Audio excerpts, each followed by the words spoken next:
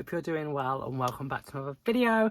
In today's video, it's just going to be a vlog of the week that the trans rights readathon occurs on. My trans siblings are still being attacked, and I think things like this are really important and also a fun way to raise money and awareness for trans rights and the lack thereof still, and just understand the importance of trans people and also like how vital they was in the queer movement and still are, and also personally just so I can continue to diversify what I'm reading and make sure I'm reading lots of representation. And I'm super excited.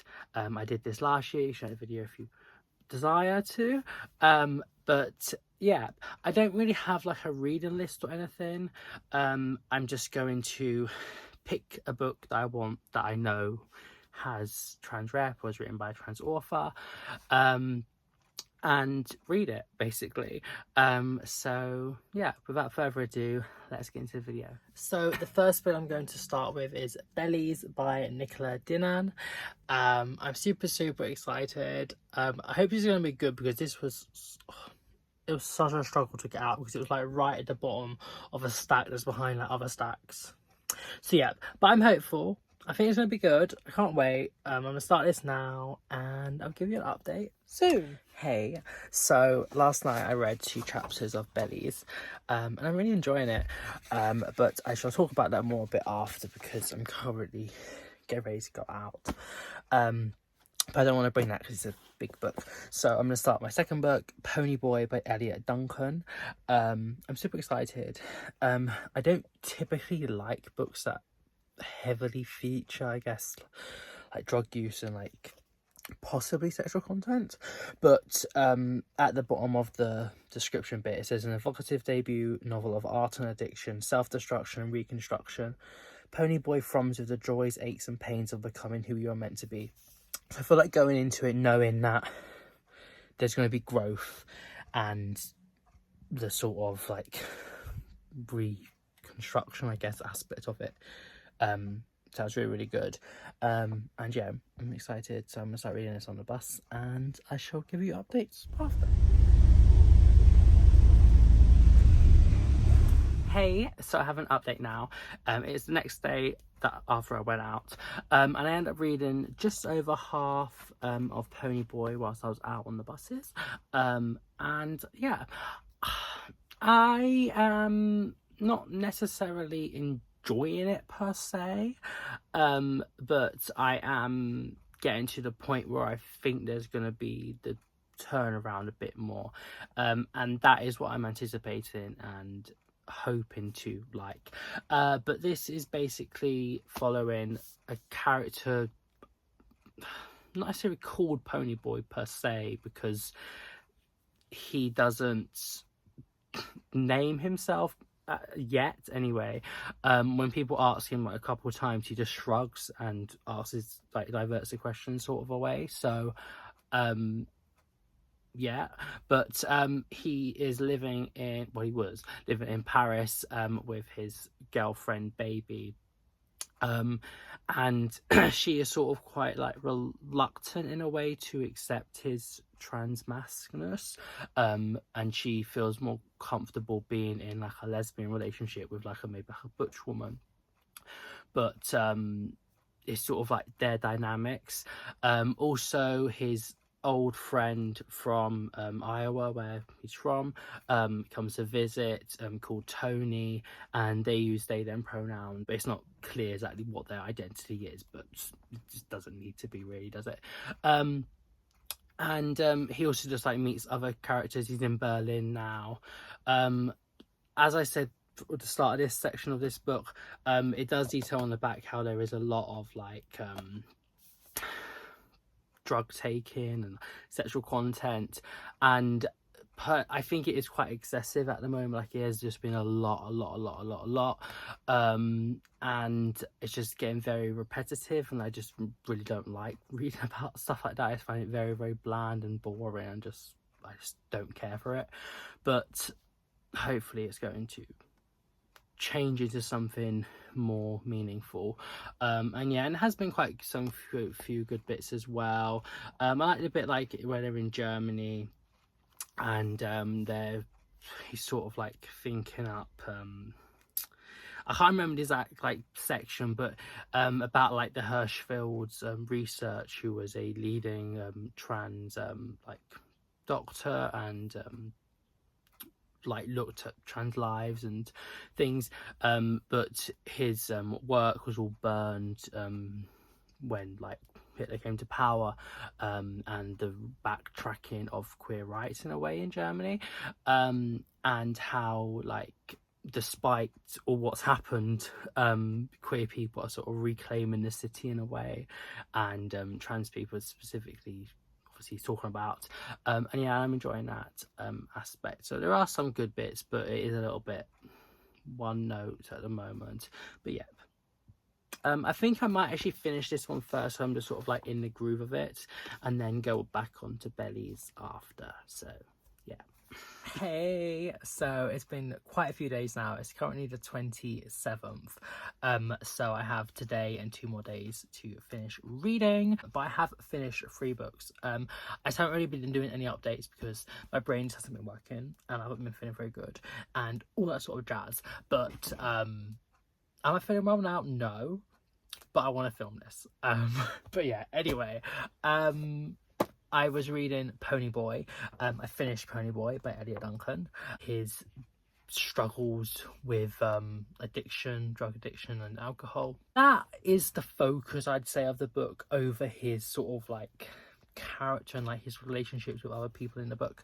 I do feel like the other characters are sort of one-dimensional, in that there isn't really much to them, or at least not that much that is explored, and I would have probably preferred them to be a bit more fleshed out, but the main character, you do sort of get an idea of who they are and their struggles and tribulations and history as well, and I do think that is done quite well. The like all-consuming nature of his addiction problems is the focus of the book, and it does get quite messy at times, and it really puts on show the horrors of addiction, and I do think that the fixation and the sort of like repetition of the things that he does to obtain a high every single day shows the impact it has on his life, and whilst I don't like reading them, I think maybe they are a bit excessive. That combined with the messiness is part of the impact and meaning of the book, so I get it. I would also say the way Duncan talks about his sort of like trans longing and that sort of part of his personality is put across quite well, and yeah, it's not perfect, but I did understand it and I got the sort of reconstruction element, and that I do feel what came before led into that well, and it definitely left enough of the book for his reconstruction, and yeah, it's sort of similar in a way to Paul Takes the Form of a Mortal Girl by Andre Lawlaw. In some sense, I feel like they're sort of like siblings, but like pulled apart. But I did prefer this. I think for star rating, maybe like 3.5, 3.75, probably round it up to 4 on Goodreads. And yeah, and I would recommend this, and I'll definitely check out something else by Duncan. It just wasn't amazing, but yeah. Also, I think that cover is just so cool. I love it. Then 2 books that I haven't like shown you yet, but I finished them. Another one was Call Me Nathan by Catherine Castro and Quentin Zouton. This is translated from French by Evan McGorry. Last year I read a book by Quentin Zouton, the like coming up with the concept and also the artwork, called All Princesses Die Before Dawn, and I really enjoyed that. I thought it was done so well, and you sort of like understood the character very well. And yeah, and I wanted to read something else with his artwork in. And I do think he is such a good artist. I think he's like, the way he just draws stuff is just so like pretty, and just like it's such like really nice colors, and yeah, I really liked it, the drawings. First off, when I bought this, I thought it was sort of more like a trans memoir, or at least the author was trans and it was sort of coming from personal experience on things. But because the translator is explicitly told as non-binary, and from looking on Google, the author Catherine Castro is a cisgender woman, and also in the like preface bit she says that the story is sort of taken sort of from a boy that she knew called Lucas, and she has sort of fleshed out his story and done more with it. So I feel like whilst cis people obviously can write trans stories and narratives, I feel like this format and what this book sort of deals with is just very raw and personal. I feel like it's a little bit, I don't know, hard to get across that line, and also that some of the scenes are a little bit like graphic, and they sort of show sort of like a mutilation of the body sort of aspect of becoming the body that you feel inside, in a sense, or at least like making your body fit the way society should treat you, if that makes any sense. And yeah, it's a hard one to really pin down my thoughts, and yeah, I don't know, but this basically is following Nathan and his coming to terms with his trans masc identity and who he is, and his like dealings with his like friends and family, and sort of like hurdles he has to overcome to become the person he is, or at least the things he has to do to make society address him in the way that he wants to be perceived and addressed as. Yeah, I think on the whole it was decent enough, but it wasn't like amazing, and also there's a few issues I had before, but yeah, probably for star rating maybe about a 3.25 possibly, I'm not sure. I do think the artwork is really, really nice. I feel like I'm still going to try and ponder my thoughts on this before writing my whole like review, which will be posted probably in a while because I'm so behind, but beside the point. Anyway, let's get on to the next book I read, Roche's Gender Explorers, and this was so good. I loved this. It was so just like heartwarming and just amazing, and like I was literally crying. Like I put the little clip in.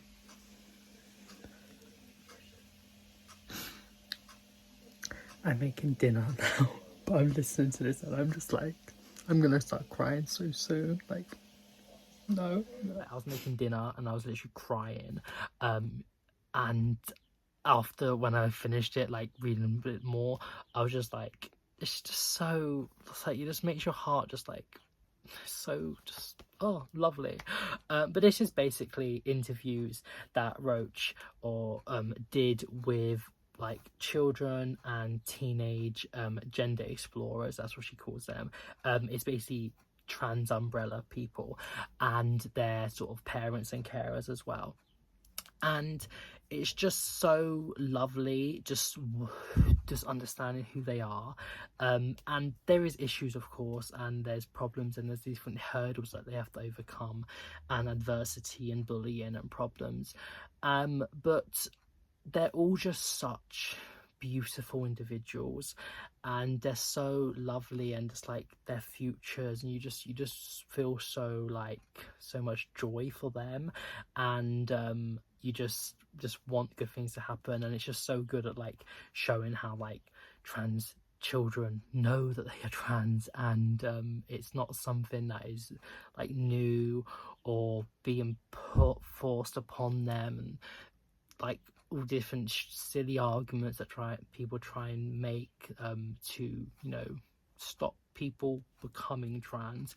And yeah, you just sort of understand that like they are, and they are as children as well. And yeah, I thought it was really, really good. I'm probably going to give this a full 5-star rating. I think it was just for what it was, which is just interviews with young gender explorers. It's not trying to be anything else. It's not really like that revolutionary, but I think it just really did what it set out to do perfectly, and I thoroughly enjoyed it. Yeah, so I listened to it on BurrowBox, and you should too, or read it as well. But yeah, that was the third book I read, and I loved it. So yeah, I have also, I started reading Pet by Kweki Emezi. I'm currently on page 70, so I'm a little bit through. I'm really enjoying this.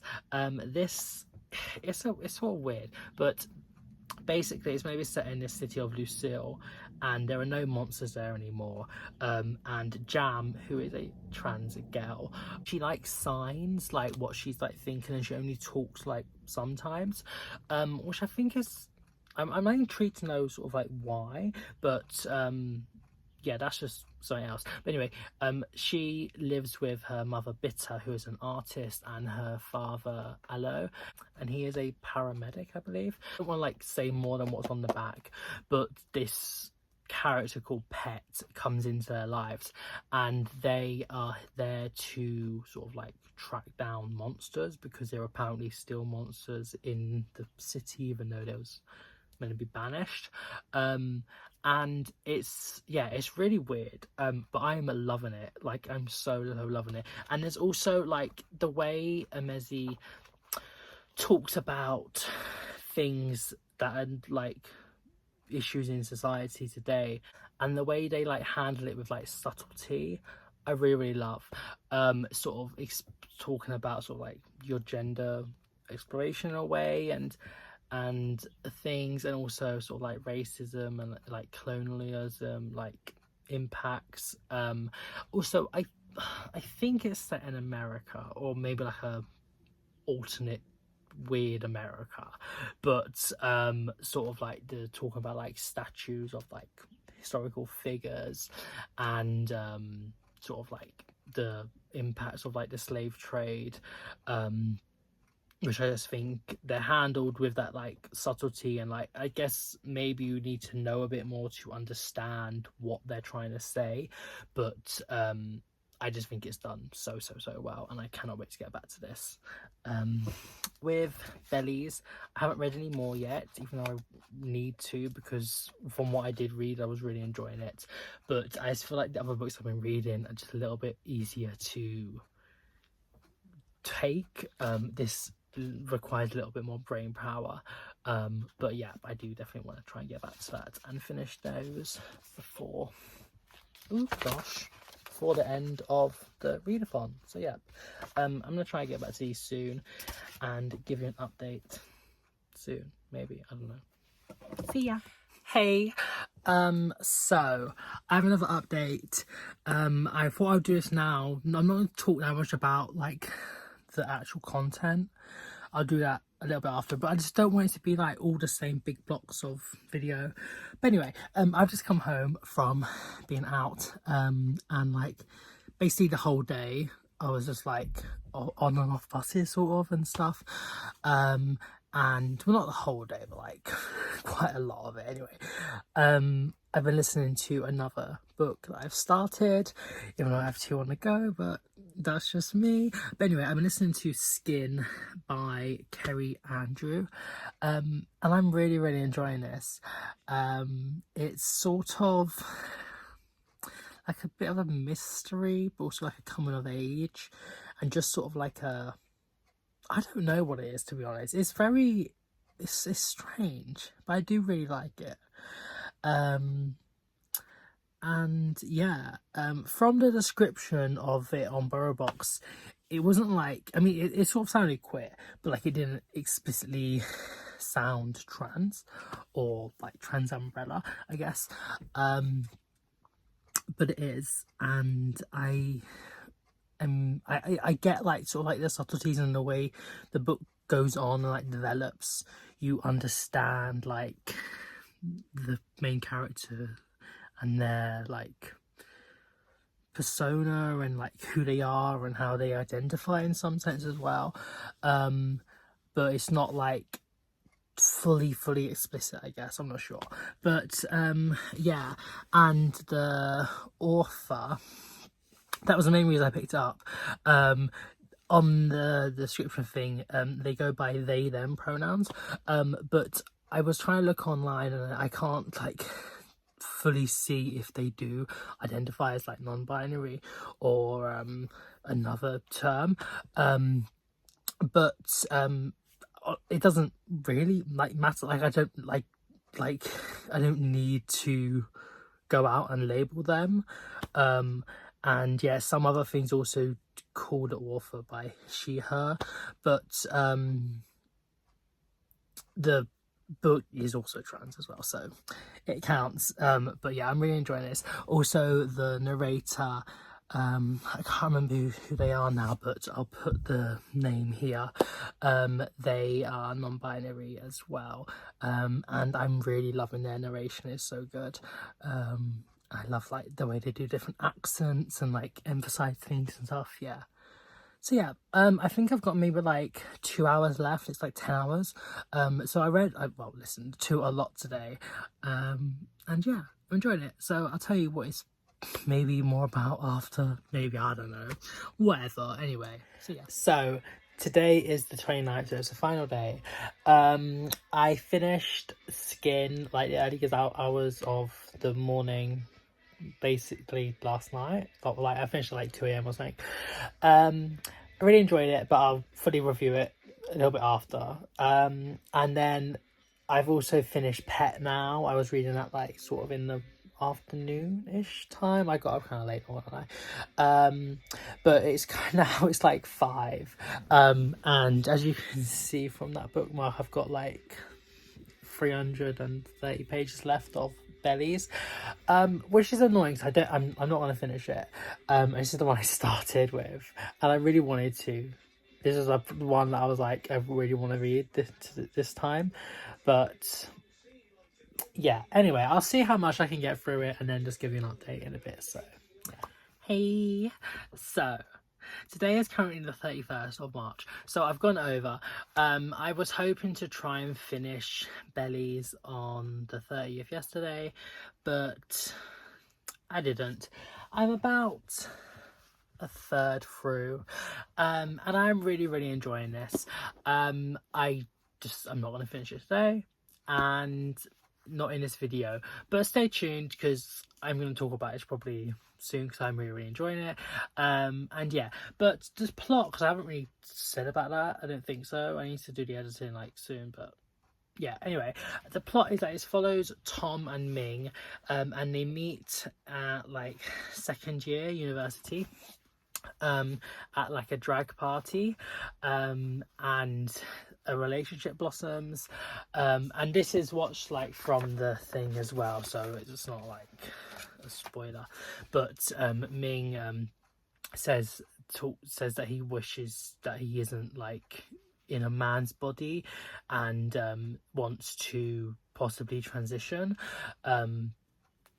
and just about how that knowledge, I guess, impacts their relationship and going forward, and I guess just like their experiences and things and stuff, and yeah, at the moment now, the 30% mark about, Ming has just said this to Tom, but beforehand you're getting the knowledge that this is how they're feeling, and it's not like explicit because Ming doesn't know fully, I guess, themselves until they actually say it, but you can understand what's happening in their mind, and I think that's done really well. Definitely on track for like a high 4, possibly 5-star rating.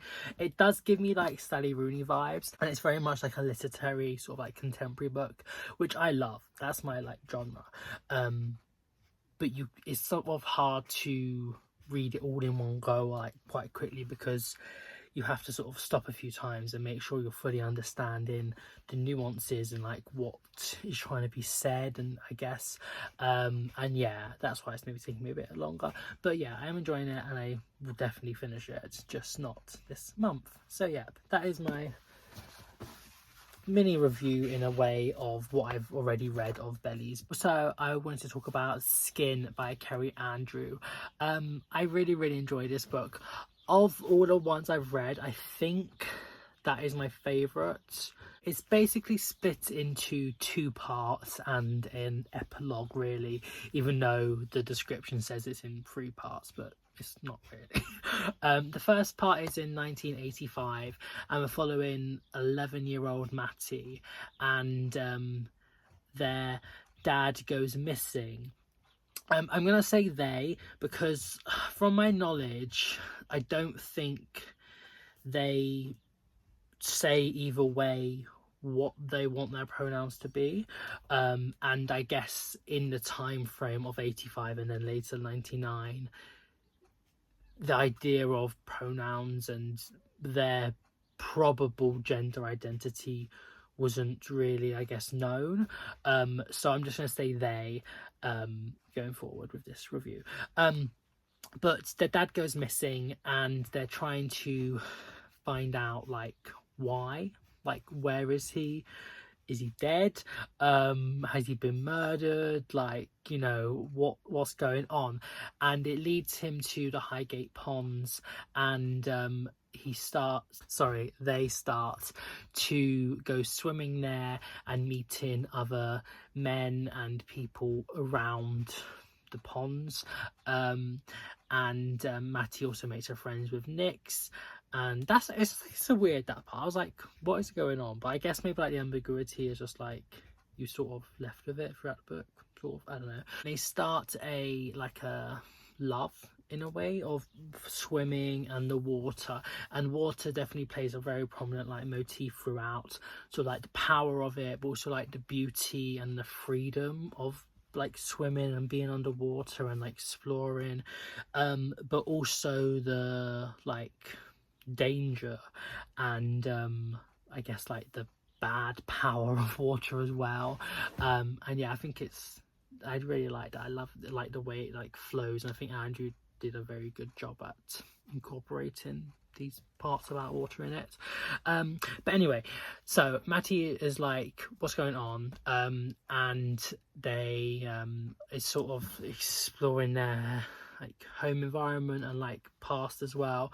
Their mother Rosa was from Italy, and the dad Joe from Ireland, and the narrator, I forgot to say, but I told you earlier, they do a really good job at like putting like the accents on, and yeah, I just think the narration was just so good. It was so good, so definitely recommend the narration if you want to read it. But I guess also the book would be good, but I didn't do that. Beside the point, I just ramble. Anywho, this is a mess. This is such a mess. But yeah, so that's 85. Matty is just sort of working out what's gone on, talking about the home environment, and falling in love with swimming. Then it goes to 99. And they're traveling through Ireland, and they're trying to reach contact with Joe, and to hopefully find him. And I guess this sort of like meandering throughout the country and like going swimming in different locks and things, and yeah, I think it's just that's like done very well, and it paints a nice picture. Well, not nice, but well, yes, nice naturally, but like something. I am a rambler. Anywho, a event happens, a big like snap decision, and I think it's done really well, because there's a bit just beforehand where the Matty says they always want to talk or something, and it's it's like these little things, like these little snap decisions and things that could so easily be avoided, like wrong place, wrong time situations. and like the fallout from that little thing that could so easily have been different. And I just think the way that like explosion is like written about and discussed, and how it leads to knock-on effects and rollovers and stuff, I think that's just done really, really well. I won't say what it is, but Matty gets the help of other characters, Bridget, and they also meet this little girl. I'm gonna butcher her name and I don't know how to write it either because I've only listened to it, but it's like Sheena, and Cormac as well, and yeah, I enjoyed it. And yeah, and then also I guess more happens, but I just really like the way that Matty sort of like thinks back, I guess, as well, on things that happened in the past, and I guess like when things click into place in your brain and you understand like who they are and parts about their identity, sexuality and like gender identity, and you sort of understand things that happened earlier in the book a bit more better, yeah. Also, I guess like I live near like North London, and I just loved like the inclusion of like just understanding the geography of the book, like Golders Green, Highgate, Hampstead, also Wood Green as well. These are all places like I know like really well, and I just really like that I could have like a personal connection to it. I really like the character. I think it was very like well developed and thought out. Yeah, not everything I loved about the book. It was like, I don't know, some like plot points and things I was a bit like, oh, okay, I didn't really make that much sense and things, but on the whole it was good. I enjoyed it, would so recommend, and I think I'll probably give it maybe like a 4.5 star rating, so yay, good for you. I don't expect this video to be so long, but I just keep rambling. But anywho, also I finished Pet, like I told you, by Cookie and Mezzi. This was really good. I really enjoyed this. I think I'll probably give this maybe like a 4 star. I think it started like amazing and I was just so intrigued. I was like, what is this book? Like, it's so like, it's weird, like you don't really understand like what on earth's going on. And I guess that as you go along, it's not necessarily lost me per se, but I guess I just, maybe I thought it was maybe going to go in a little bit of a different direction, but I still appreciated and liked the way it did go. And I loved the way Mezzi like writes like the subtleties of things that I guess maybe younger people might not fully grasp or understand what's going on, but with a more older brain you can understand and things fit into place. And yeah, I think it was very good. Also how like you might not wish for something to be true, but that doesn't make it not true, and to tackle the like problems that are happening in society that still like plague us, and trying to, you know, tackle them head on, and I guess also just not being afraid to tell people, especially younger people, that these bad things happen, and like to stop it and to address it and things like that. I don't know if I'm fully making sense.